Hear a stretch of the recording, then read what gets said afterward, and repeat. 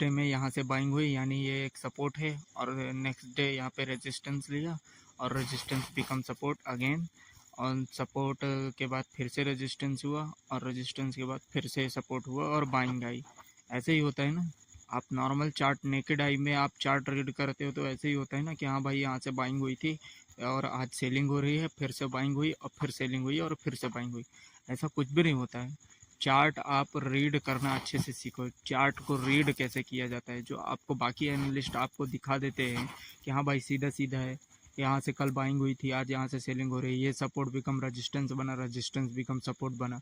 ऐसा कुछ भी नहीं होता है, सीधा सीधा तो कुछ होता ही नहीं है। आप इतना समझो कि मार्केट में, शेयर मार्केट में आपको चार्ट रीड करना आना चाहिए। सबसे इम्पोर्टेंट है प्राइस एक्शन, जो आपको कैंडल को रीड करना होगा, हर एक कैंडल को रीड करना होगा। बाकी सारे डेटा, सारे इंडिकेटर सब लैगिंग है, सब पीछे बता देते हैं।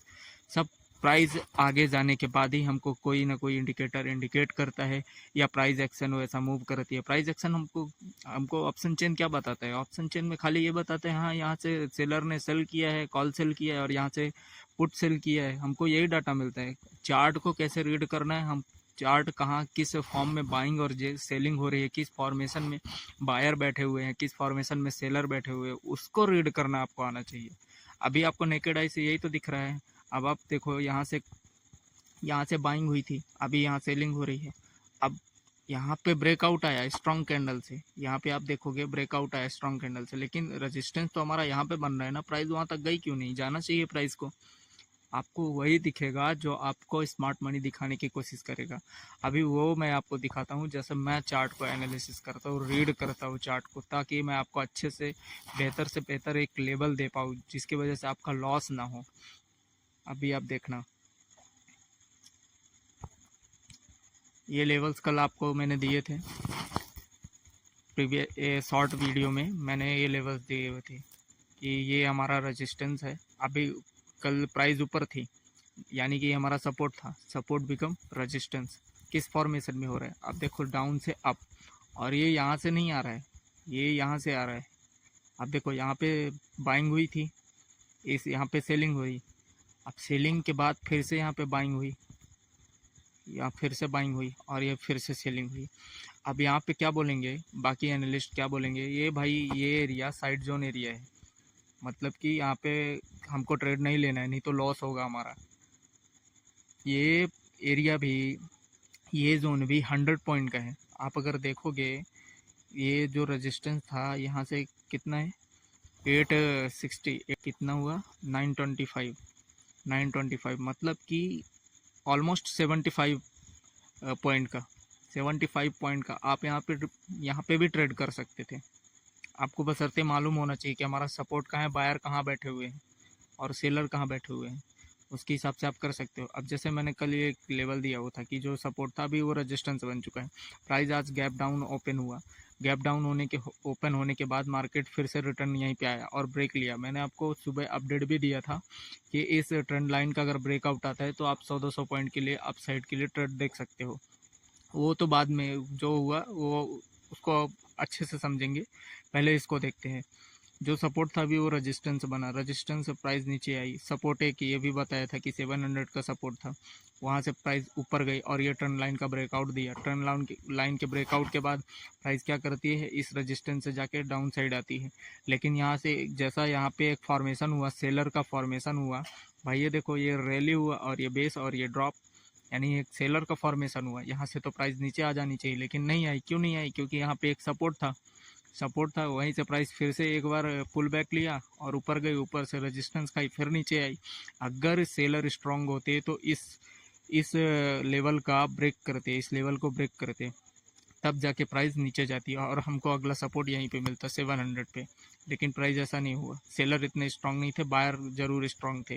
प्राइस फिर से अगेन ऊपर गई और ये जो अगला रेजिस्टेंस मैंने बताया था यहाँ पे 51,000 पे, 51,000 और 51,050, वो बायर ने क्या किया, डायरेक्ट ब्रेकआउट करा दिया। ब्रेकआउट के बाद वहाँ से पुल बैक लिया, मतलब जो सपोर्ट था, जो रेजिस्टेंस था वो सपोर्ट बना और प्राइस अगेन ऊपर गई। एक रेजिस्टेंस फिर मैंने बताया था, एक लेवल और दिया था कि एक आपको यहाँ पे मिलेंगे 200 पे, 51,200, वहाँ पे प्राइस ने रेजिस्टेंस खाया, नीचे भी आया। अब ये जो हमारा आ रहा है सपोर्ट रेजिस्टेंस का लेवल, यहाँ पे एक फॉल्स ब्रेकआउट हुआ, ब्रेकडाउन हुआ, मतलब यहाँ से प्राइस को नीचे जाना चाहिए लेकिन नहीं गई। क्यों नहीं गई? कभी भी हमको ट्रेंड के अगेन ट्रेड नहीं लेना है। जैसे अप ट्रेड चल रहा है, अप ट्रेंड चल रहा है, तो हमको डाउन साइड का ट्रेड नहीं लेना है। डाउन साइड का ट्रेड लेंगे तो वो ट्रैप ही होगा, क्योंकि बायर एक जगह पे नहीं बैठे रहते कि सीधा सीधा हाँ बायर यहाँ पे बैठे हैं। बायर आप देखो तो इस फॉर्मेशन में भी बैठे हुए हैं, बायर इस फॉर्मेशन में भी बैठे हुए हैं, और कहीं ना कहीं ऐसे भी बैठे होंगे जो सबको दिखता है। अब वो सेलर और स्मार्ट मनी के ऊपर डिपेंड करता है कि हाँ वो कहाँ से बाय करता है। भाई यहाँ से तो रेजिस्टेंस खाए प्राइस, लेकिन नीचे नहीं गई, मतलब यहाँ ना वहाँ कुछ लोगों को ट्रैप करना चाहती थी। अगेन प्राइस ऊपर गई, ऊपर जाने के बाद यहाँ से रेजिस्टेंस खाई, जो कि मैंने बताया था 325 पे एक रेजिस्टेंस बन रहा है, वहाँ से वहीं से एक बार रेजिस्टेंस खाई और प्राइस नीचे गई। और आप अगर देखोगे तो ये एक स्ट्रॉन्ग कैंडल है, यहाँ पे सपोर्ट बनाया, यहाँ पे बायर थे लेकिन बायर से संभला नहीं और वो ब्रेकआउट हुआ। ब्रेकआउट के बाद स्ट्रॉन्ग बियरिश कैंडल। अब कुछ लोग क्या किए होंगे कि भाई एक स्ट्रॉन्ग बियरिश कैंडल है, अगर पुल बैक आएगा तो मैं डाउन साइड का ट्रेड लूँगा। आप क्यों लोगे डाउन साइड का ट्रेड? आप ये देख रहे हो कि नीचे से लेवल्स आ रहा है, लेवल जहाँ बायर का एरिया है, बायर इस लेवल पे बैठे हुए हैं। जब प्राइस इस लेवल को टच करेगी तो कुछ ना कुछ रिएक्शन देगी, डायरेक्ट ब्रेकआउट नहीं कर सकती, डायरेक्ट ब्रेकडाउन नहीं कर सकती, मतलब रिस्पेक्ट करेगी ही करेगी प्राइस। और प्राइस देखो अगेन ऊपर गई, ऊपर जाने के बाद वहाँ से रेजिस्टेंस लिया, अगला रेजिस्टेंस यही था, ये देखो यहाँ पे मैंने बताया था कि 325 पे बैठे हुए वो ट्रेंड लाइन वो यहाँ आके कहीं मिल रही है और प्राइस यहीं पे आके आज ब्रेक ली है। तो आपको जो दिखता है ना वैसा कुछ नहीं होता सीधा सीधा कि हाँ सीधे सीधे बाइंग हो रही है। अभी आप देखो ये ट्रेंड, ये जो लेवल मैंने आपको दिए हैं ये कहाँ से आ रहे हैं? ये बार बार रिटेस्ट होते हैं और ये हर ट्रेंड के बाद चेंज होता है। जैसे ये एक डाउन ट्रेंड ख़त्म होता है उसके बाद नया अप ट्रेंड जब स्टार्ट होता है तो ये उसके ऊपर डिपेंड करता है कि कैसे बायर बैठे हुए कैसे सेलर बैठे हुए, आपको फाइंड करना पड़ेगा। सीधा सीधा कुछ नहीं होता है, जैसा आपको एनालिस्ट वीडियो में लाइव वीडियो में दिखाया जाता है ऐसा कुछ भी नहीं होता है। आपको प्रॉपर चार्ट रीड करना आना चाहिए। अभी इस यहाँ पे देखोगे आप तो यहाँ पे स्ट्रॉन्ग कैंडल से ब्रेकआउट हुआ, लेकिन ऊपर एक सेलर का लेवल था, सेलर का या कहे कि रेजिस्टेंस था, प्राइस वहीं से नीचे आई, लेकिन बायर भी स्ट्रांग थे, प्राइस कहीं नहीं गई। लेकिन एक ये ट्रेंड लाइन का रेजिस्टेंस था जो ऊपर से आ रहा है, डायरेक्ट जब से ये डाउन ट्रेंड शुरू हुआ ना तब से आ रहा है। ये देखो, ये आप चले जाओगे यहाँ से पूरा आ रहा है। अब उसका प्राइस ने आज ब्रेकआउट किया, ब्रेकआउट करने के बाद प्राइस ऊपर गई है।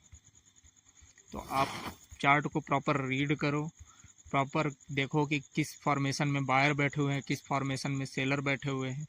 आपको जो सीधा सीधा दिखता है सीधा सीधा कुछ नहीं होता है। आपको स्मार्ट मनी अगर सीधा सीधा होता तो आप ट्रैप क्यों हो और आपका लॉस क्यों हो रहा है?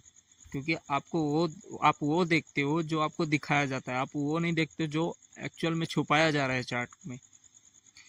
अभी जो मैंने आपको बताने की कोशिश करी शायद आपको अच्छे से समझ में आया होगा, आपने मेरी बात को सीरियस लिया होगा और चार्ट रीड करने का अपना तरीका आपने चेंज करेंगे। आप तरीका जब तक चेंज नहीं करेंगे आपका लॉस होता रहेगा।